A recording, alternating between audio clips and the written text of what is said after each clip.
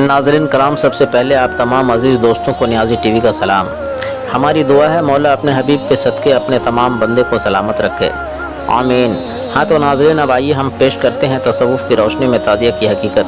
आप हज़रात बग़ौर समात फरमाएँ और पढ़ें अस्सलातु वस्सलामु अलैका या रसूलुल्लाह सल्लल्लाहु अलैका या मोहम्मद। इससे पहले एपिसोड में जो बयान हकीकत आप हज़रात समात किए, उसी मौजू पर और आगे ताज़िया की हकीकत समात फरमाएँ,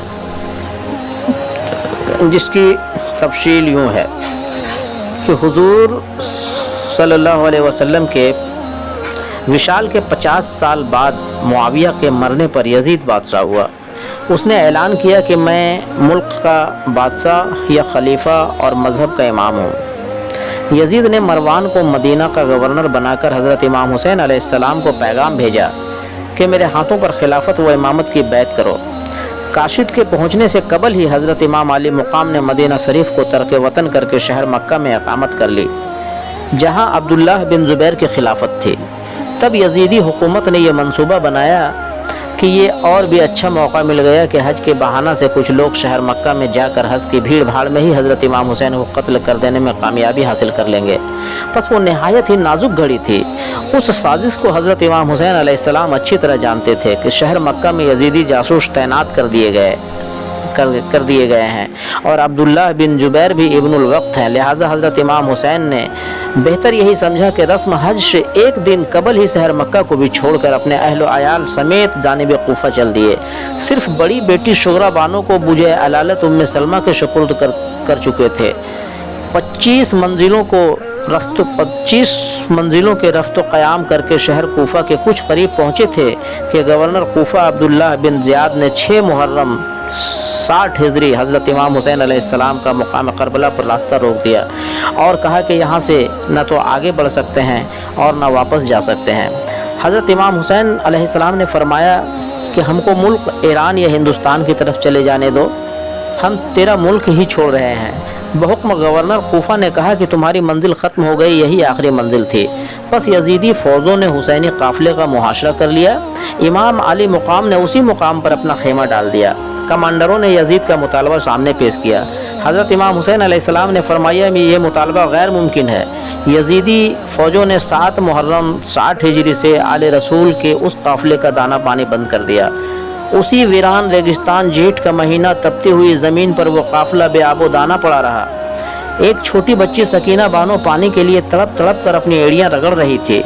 हज़रत अब्बास अलमबरदार को देखकर शकीना लिपट गई और कहा, चचा जान पानी लाओ। हज़रत अब्बास अलमबरदार को शकीना की बेकरारी बर्दाश्त न हुई। मस्कीज़ा लेकर फ़ौरन घोड़े पर सवार हुए चल दिए और फरमाया कि मैं अभी पानी लाता हूँ। दरिया से मस्कीज़ा भर लिया और लेकर चल दिए। दरिया के और सतह पर पहुँचते पहुँचते हज़रत अब्बास के बाजू मजरूह हो गए। तब आपने मस्कीज़ा को दांतों से पकड़ लिया। उस पर दुश्मनों ने इतने तीर बरसाए कि मस्कीज़ा भी छलनी हो गया, एक कतरा भी पानी ना ला सके। हज़रत इमाम हुसैन अलैहिस्सलाम ने गोद में एक नन्हे बच्चे अली असगर को लेकर कहा कि इन बच्चों पर तो रहम करो, पानी दे दो। तो पानी के औज दुश्मनों ने एक ऐसा तीर मारा कि उस नन्हे बच्चे का हलक छिद गया और तीर हज़रत इमाम हुसैन अलैहिस्सलाम के बाजू में चुभ गया। उसी तरह बेरहमी व शफाकी से 3 दिन गुजरे और यके बाद दिगर सब शहीद होते गए और 10वें मुहर्रम तक पूरे काफ़िले की शहादत हो गई। हज़रत ज़ैनुल आबिदीन बीमार थे, उन्हें गिरफ़्तार कर लिया गया। शहीदों के सर मुबारक और कैदी किए हुए मस्तूरात को पैदल चलाकर इब्न ज़ियाद के पास ले जाया गया। इब्न ज़ियाद ने मज़लूम काफ़िले को मुआयना करके दरबार यजीद में भेज दिया। यजीद ने उन औरतों से भी अच्छा सलूक न किया। शहर दमिश्क में हज़रत इमाम हुसैन अलैहिस्सलाम का सर मुबारक नीजे पर चढ़ाकर औरतों को नंगे शरंगों बीमार आबिद को जंजीर में पहनाकर जुलूस निकाला और चंद अशआर पढ़कर अपनी बहादुरी का शहरा करता था कि हमने अपनी बहादुरी से अपने मकतूल जंग बदर के बुज़ुर्गों का कैसा अच्छा बदला ले लिया। हज़रत मोहम्मद सल्लल्लाहु अलैहि वसल्लम ने अपने मुल्क गिरी के लिए ढकोसला बनाया था कि मैं नबी हूँ, आज हमारे बुजुर्ग खुश होंगे और मोहम्मद सल्लल्लाहु अलैहि वसल्लम शर्मिंदा होंगे। बस रुशवा और जलील करके काफ़िले को मदीने चले जाने की इजाज़त दे दी। हज़रत शुगरा बानो की बेहोशी। शुगरा बानो मदीना में सख्त परेशान थी क्योंकि मिट्टी भरी शीशी जो उम्मे सलमा के पास अमानत थी اس کو روزانہ شغرا بانو دیکھا کرتے تھے۔ جبکہ حضرت امام حسین علیہ السلام کی شہادت سے سرزمین کربلا سرخ ہوئی تو اچانک سیسی میں بھری مٹی بھی سرخ ہو گئی، جس کو دیکھ کر حضور کی اس پیشن گوئی سے حضرت شغرا بانو بے ہوش ہو گئی۔ تبصرہ: آج نئی روشنی کے زمانہ میں سائنس نے اتنی ترقی کر کے دکھائی ہے جس سے انسانیت بہرہ اندوز ہے کہ آج عراق و ایران کی کوفہ کے کربلا والوں کی خبروں کو اسی وقت بذریعہ ریڈیو سنا جاتا ہے اور وہاں کے واقعات کو اسی وقت بذریعہ ٹیلی فون دیکھا جاتا ہے، مگر سائنس نے ابھی تک ایسے اعلیٰ ذات کا ایجاد نہیں کیا ہے کہ کہیں کی مٹی اگر سرخ ہو جائے تو اس جنس کی مٹی جہاں بھی رہے وہ بھی سرخ ہو جائے۔ مگر روحانیت کی مشین ایسی آج بھی موجود ہے کہ کسی ایک جنس پر کوئی سانحہ غم یا خوشی نمایاں ہوئے تو اس کے ہم جنس پر مطلق وہی اثرات نمایاں ہوتے ہیں اور اسی وقت ہوتا ہے۔ میرے کہنے کا مقصد یہ ہے کہ سائنس نے ایسا ایٹم بم بنا دیا کہ ہیروشیما پر مار دیا تو وہ شہر تباہ ہو گیا، مگر یہ نہیں کہ ہیروشیما پر مارا جائے تو اس کے ساتھ ہی ہیروشیما کے ہم جن شہروں نیو یارک، لندن اور پیرس یا برلن، ماسکو، پیکن بھی تباہ ہو جائے۔ ایسا کوئی اسلحہ اب تک نہیں بنایا جا سکا ہے، مگر روحانیت سے ایسا اعلیٰ بنا جس سے یہ دیکھا گیا کہ کربلا میں خون حسین سے زمین کربلا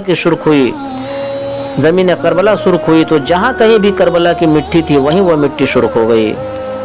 پھر کربلا سے جب عابد بیمار زینب و زہرہ بحالت پریشانی میں ہوئے اسی وقت مدینہ میں شغرا بانو پریشان حال ہو گئی۔ جیسے حضور کے دو دندان مبارک جنگ احد میں شہید ہوئے، اسی وقت دور دراز ملک قرن میں اویس کرنی کی 2 دندان شہید ہو گئے۔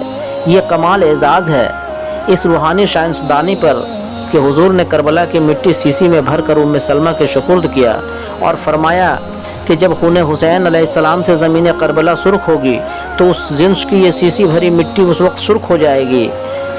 نمبر 2، اور وہ مٹی بھری شیشی سب سے کم عمر خادمہ حضرت عائشہ یا صاحبزادی حضرت فاطمہ کے سپرد نہیں کیا، ام سلمہ کے سپرد کیا۔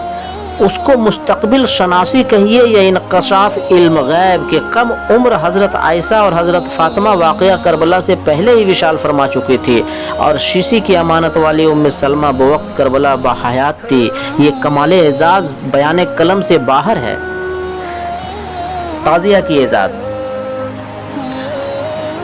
حضور صلی اللہ علیہ وسلم کے مستقبل شناسی اور انکشاف علم غیب کی یادآوری کے لیے تعزیہ داری کی ایجاد ہوئی، یعنی سیسی اور ابرق سے تعزیہ بنا کر کربلا کے مٹی کے مانند اپنے مقامی کربلا کے مٹی سے تربت بنا کر رکھا گیا اور تعزیہ دار عقیدت مندان زائرین تعزیہ دار تربت کی زیارت کرتے ہیں۔ تعزیہ داروں کی روحانی عقیدت وہ تربت کی مٹی شب عاشورہ کو سرخ ہو جاتی ہے کہ سانحہ کربلا کے تاثرات سے تعزیہ دار اتنا متاثر ہوتے ہیں گویا آج بھی سانحہ کربلا پیش نظر ہے، نہ تیل، سرما، پان پاؤڈر استعمال کرتے ہیں، نہ ہنسی خوشی کا جشن مناتے ہیں، اسی سانحہ کربلا کے حال میں سرشار رہتے ہیں۔ تبصرہ: خاصہ ہے روحانیت کو اگر فروغ حاصل ہے تو امت محمدیہ کے لیے تعزیہ داری اتنی ضروری ہے جیسے عام مبتدی کے لیے نماز، قرآن، کعبہ اور قربانی ضروری ہے۔ اس میں کوئی شک و شبہ کی بات نہیں۔ مندرجہ ذیل مثال کے طور پر جائزہ لے سکتے ہیں۔ تعزیہ مثل نماز ہے، جیسے مسلمانوں کی باہمی میل و ملت کا نمونہ نماز ہے کہ اذان سن کر فوراً نمازی جمع ہو جاتے ہیں اور جماعت کھڑے ہو کر ایک پیش امام کے حکم کی تعمیل کرتے ہیں۔ نماز میں پہلے اعوذ باللہ الشیطان الرجیم پڑھتے ہیں تاکہ شیطانوں سے بچاؤ ہو، پھر بسم اللہ الرحمن الرحیم پڑھتے ہیں کہ خدا سے قربت حاصل ہو، پھر اسلام کے دشمنوں کو بددعائیں دیتے ہیں، دشمنوں کے دونوں ہاتھ ٹوٹ جائے، اس کی دولت اور ذریعہ معاش برباد ہو جائے، پھر کفار و مشرکین سے کنارہ کشی کا دم بھرتے ہیں کہ تمہارے لیے تمہارا دین، ہمارے لیے ہمارا دین۔ یعنی نمازوں میں دراصل شیطان اور دشمنان سے پناہ طلبی اور خدا سے تقرب قلبی حاصل کی جاتی ہے۔ ویسے ہی تعزیہ داری انسانی میل و ملت کا نمونہ ہے کہ پہلے یزید الظالمین کے ظلم و ستم کی داستانیں پڑھی جاتی ہے، پھر کردار معاویہ و یزید سے کنارہ کشی کا اظہار کرتے ہیں۔ یعنی تعزیہ داری میں دراصل دشمنان رسول سے پناہ طلبی اور حضرت امام حسین علیہ السلام سے تقربی قلبی حاصل ہوتی ہے۔ پس مثل نماز ہے، لہٰذا جیسے نماز ضروری ہے ویسے ہی تعزیہ ضروری ہے۔ تعزیہ مثل قرآن ہے، جیسے قرآن کی ہدایت متقیوں کے لیے ہے اور قرآن میں حق و باطل کا فرق دکھایا گیا ہے، اس لیے قرآن کو فرقان مزید بھی کہا جاتا ہے۔ قرآنی آیتوں میں نمرود، فرعون، شاداد، حامان، لات، منات، چور، بدماش، شیطان وغیرہ کے قصے بیان کیے ہیں تاکہ حق و باطل کی تمیز ظاہر ہو سکے۔ ویسے ہی تعزیہ داری سارے عالم کے لیے رحمت، سارے عالم کے لیے حق و باطل کی تمیز کا نمونہ ہے، اور ماتم و مرثیہ میں بڑے بڑے ظالم و ستمگروں کے قصے سنائے جاتے ہیں۔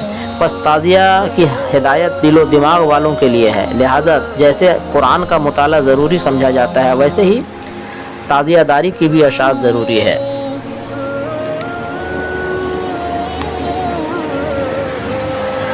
تعزیہ مثل کعبہ ہے، جیسے کعبہ کی سیاہ غلاف پوشی سے پتہ چلتا ہے کہ کعبہ شوق کا مرکز بنا ہے، اس لیے حجاز کرام لباس ماتم احرام پہن کر ننگے شرنگے پیر کعبہ کے گرد سوگ مناتے اور ستونوں کو پکڑ کر روتے ہیں۔ ہر کعبہ میں نہ خوشی منائی جاتی ہے، نہ تیل سرما استعمال کرتے اور نہ جوں چیلر خٹمل مچھر تک مارا جاتا ہے۔ گویا ساری اولاد آدم کے لیے کعبہ بھی تعزیہ ہے۔ پس جیسے ابراہیمی و اسماعیلی ملت کا نمونہ کعبہ ہے، ویسے ہی محمدی حسینی ملت کا نمونہ تعزیہ ہے۔ تعزیہ مثل قربانی ہے، چونکہ حضرت ابراہیم کی پہلی بیوی شاعرہ سامی نے جب دوسری بیوی حاجرہ مصری کو حاملہ دیکھا تو اپنی شوتی حسد سے محل سے ضلع وطن کرنے کی شوہر سے فرمائش کر دی۔ شوہر نے کسی احسان کے تحت منظور کر لیا، لہٰذا حضرت ابراہیم نے حاملہ حاجرہ کو قبر آدم پر لے جا کر یہ منت مانی کہ اگر حاجرہ کے اس حمل سے بیٹا پیدا ہوگا تو اس بیٹے کو قبر آدم کے لیے وقف کر دوں گا تاکہ وہ مزاور بن کر خدمت انسانیت کرے۔ منت کی دعا یہ تھی، رب حب لی من الصالحین فبشرناہ بغلام حلیم۔ الصلاۃ والسلام علیک یا رسول اللہ۔ ہاں تو دوستو، اب دیجیے اپنے بھائی نیازی ٹی وی کو اجازت، ہم پھر جلد ہی ملیں گے آپ سے اگلے ایپیسوڈ میں لے کر تصوف کی روشنی میں تعزیہ کی حقیقت۔ تب تک کے لیے آپ تمام عزیزوں کو اللہ حافظ، اور آپ تمام ناظرین سے آپ کا نیاز مند خادم اور بھائی نیازی ٹی وی التجا کرتا ہے کہ آپ حضرات اس محمدی اسلام کی حقیقت کو یعنی محمدی روشنی کو پوری کائنات میں پھیلائیں، اپنے تمام بھائی اور دوستوں کو ضرور شیئر کریں اور بتائیں۔ آئیے ہم مل کر محمدی روشنی سے تمام کائنات کو روشن کریں۔ صلی اللہ علیہ محمد۔